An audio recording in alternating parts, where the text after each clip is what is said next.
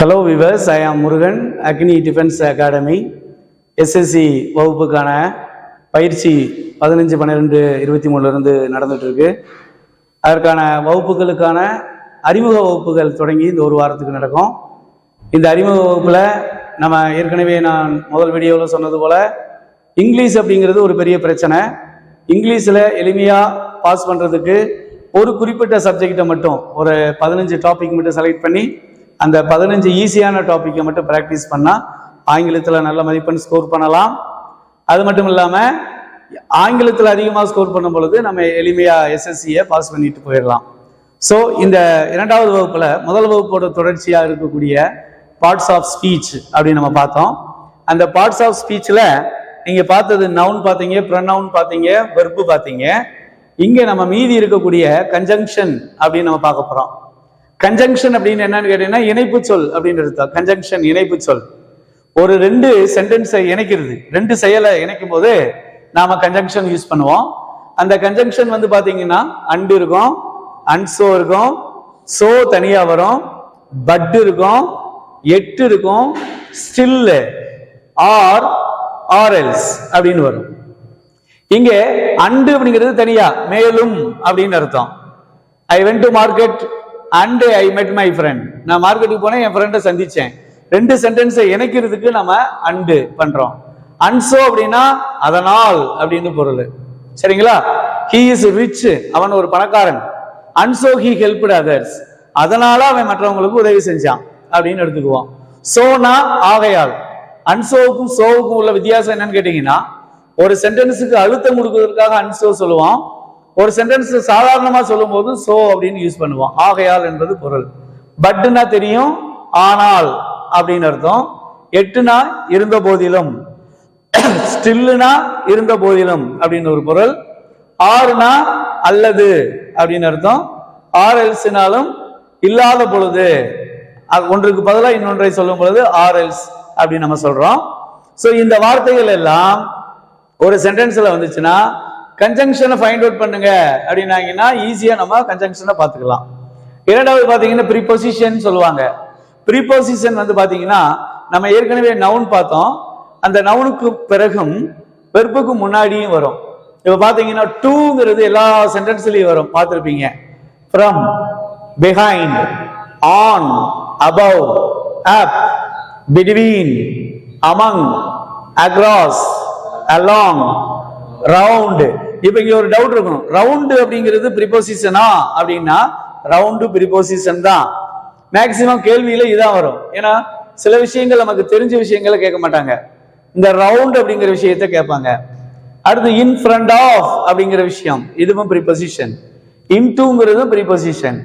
At தனியா வரும், and towards தனியா வரும். கிராமட்டிக்கலா படிச்சா இந்த ப்ரிபோசிஷன்லாம் எங்க வரும் அப்படின்னு நம்ம படிக்கலாம். ஆனா இங்க எஸ்எஸ்சி எக்ஸாம்ல இதுக்கு மீனிங் மீனிங் தெரிஞ்சுக்க வேண்டிய அவசியமும் கிடையாது. அதே போல எங்க வரும் அப்படிங்கறத தெரிஞ்சுக்க வேண்டிய அவசியமும் கிடையாது. எது ப்ரிபோசிஷன் அப்படிங்கறத மட்டும் தெரிஞ்சுக்கிட்டா போதும். அடுத்து இன்டர்ஜங்ஷன் சொல்லுவாங்க. இன்டர்ஜங்ஷன்னா எக்ஸ்கிளமேட்டரி சென்டென்ஸ்ல வரக்கூடியது. ஆச்சரியக்குறி இருந்ததுன்னா அது எல்லாமே இன்டர்ஜங்ஷன் அப்படின்னு சொல்லுவாங்க. வியப்பு, ஆச்சரியம் அப்படின்னு சொல்லக்கூடிய உணர்த்தக்கூடியது நாம இதை சொல்றோம். அடுத்து அட்வர்ப்னு சொல்லுவாங்க. ஆக்சுவலா அட்வர்ப் எதுக்காக பயன்படுத்துறோம் அப்படின்னா, ஒரு வெர்பு இருக்கு இல்லையா, அந்த வெர்பை மாடிஃபை பண்றதுக்காக நம்ம அட்வர்பை யூஸ் பண்ணுவோம். அவன் ஓடுறான், அவன் வேகமா ஓடுறான் இல்லையா, அப்ப வேகம் என்பது ஓடுதலை சொல்லுதா, அப்படிதானே? அப்போ ஃபாஸ்ட் அப்படிங்கிறது அட்வர்பா மாறுது, ஒரு வெர்பை மாடிஃபை பண்ணுது. இங்க ஸ்லோ, அவன் ஸ்லோவா ஓடுறான், அல்லது அவன் ஸ்லோவா படிக்கிறான். அப்படி அவன் படிக்கிறான், எப்படி படிக்கிறான்? ஸ்லோவா படிக்கிறான் இல்லைங்களா? அப்போ இதுக்கு கண்டுபிடிக்கிறதுக்கு ஹவ் அப்படின்னு ஒரு கேள்வி கேட்டீங்கனாலே நாம அந்த அட்வர்பை ஈஸியா கண்டுபிடிச்சிடலாம். அடுத்து அஜெக்டிவ். இந்த அஜெக்டிவோட வேலை என்னவா இருக்கும்? அந்த நவுனை மாடிஃபை பண்ணும், நவுனை மாடிஃபை பண்ணும். இப்ப சேட், சோகமாக இருக்கிறான் அப்படிங்கிறது சோகமாக இருக்கிறான். யாரு சோகமா இருக்கிறான்? அந்த நவுன் சோகமா இருக்கான். ஆகவே இதுக்கு என்ன சொல்லுவோம் நம்ம? அட்ஜெக்டிவ். பியூட்டிஃபுல் அப்படின்னு சொல்றதுக்கு நாம adjective சொல்றோம். strong அப்படிங்கிறதுக்கு நாம adjective சொல்றோம். ஆக இப்ப நம்ம பார்த்தது எல்லாமே 8 பார்ட்ஸ் ஆஃப் ஸ்பீச். இப்ப ஒரு சென்டென்ஸ்ல நான் கொடுக்குறேன், அது எப்படின்னு பார்க்கலாம். இப்ப பாத்தீங்கன்னா peacock is a bird. peacock is a bird அப்படின்னு சொல்றோம். இதுல peacock அப்படிங்கிறது என்னது?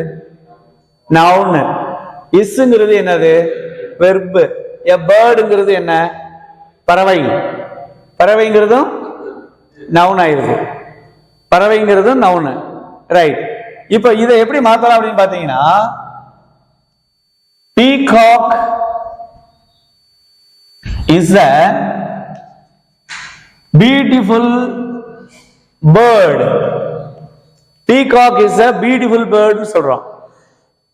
இப்ப ஏற்கனவே நம்ம பார்த்திருக்கோமா? beautiful noun, is verb, beautiful எது beautiful? bird beautiful இல்லையா? அந்த peacock beautiful. அப்ப பீகாக்ங்கிறது நவுனை உயர்த்தி சொல்லுகிறதா? நவுனை உயர்த்தி சொன்னால் அது என்னன்னு சொல்லுவாங்க? adjective அப்படின்னு நம்ம சொல்றோம். சரிங்களா? பொதுவா பறவைன்னு சொன்னா அது வந்து நவுன்ல வரும். ஓகேங்களா? இன்னொரு எக்ஸாம்பிள் பார்த்தோம்னா the bird fly in the sky, it is noted by hunter அப்படின்னு வருது. சோ இத பாருங்களேன், இந்த பேர்டுங்கிறது என்னதியா? பேர்டுங்கிறது என்ன வரும்? நவுன்ல வருது. ஃப்ளைங்கிறது என்னன்னு வரும்? வெர்புல வருது. இந்த ஸ்கை இடம், இடத்தை சொன்னா அர்ஜென்ட்னு வந்துடும். இடம் டைமை குறிச்சா அர்ஜென்ட். சரிங்களா? இங்க இட்டுங்கிறது என்னது? ப்ரனவுன். இட்டுங்கிறது ப்ரனவுன். இஸ்ங்கிறது என்னது? வெர்ப். நோட்டட் அப்படிங்கிறது என்ன? நோட்டட்ங்கிறது நீ சொல்லலாம் ஈடி வந்திருக்கு. அப்ப என்னது அது? ஈடி வந்தா என்னது அது? வெர்ப். ஓகே. பைங்கிறது ப்ரீபோசிஷன். பைங்கிறது ப்ரீபோசிஷன். ஹண்டர்ங்கிறவர் யாரு? ஹண்டர்னா எதுல வரும்? நவுனா, ப்ரனவுனா, வெர்பா, அட்வெர்பா, அட்ஜெக்டிவா? ஹண்டர் வேட்டையாடுபவர். நவுன். என்ன வரணும்? நவுன். இந்த மாதிரி வரும். ஆக நாம இதுல இருக்கிற 8ல கண்டிப்பா ஒரு கேள்வி உறுதியாக வரும். அல்லது சம்டைம் 2 கூட கொடுத்திருக்கிறாங்க. அப்ப 2 கொடுக்கும்போது இந்த விஷயங்களை எல்லாம் நாம ஒரு நோட் பண்ணி வச்சுக்கிட்டு ரெஃபர் பண்ணோம்னாலே போதும். கண்டிப்பா 8ல 2 மார்க்கு நமக்கு உறுதியா வரும். அடுத்த வீடியோவில் நம்ம ஸ்டேட்மெண்ட், இன்ட்ராகேட்டிவ், இம்பேரேட்டிவ் பத்தி பார்க்கலாம். வகுப்பு நடந்துட்டு இருக்கு. விருப்பமானவர்கள் உடனடியா சேர்ந்து பயன்பெறலாம்.